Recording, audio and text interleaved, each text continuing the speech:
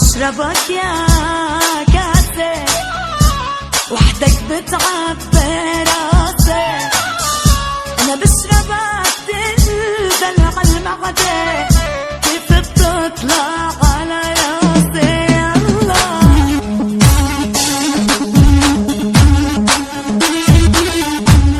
جوليانو بيك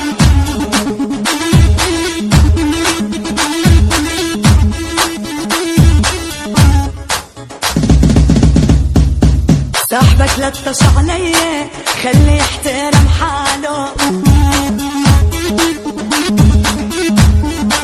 لو بدي اطلع فيه شايف كتير عشكاله.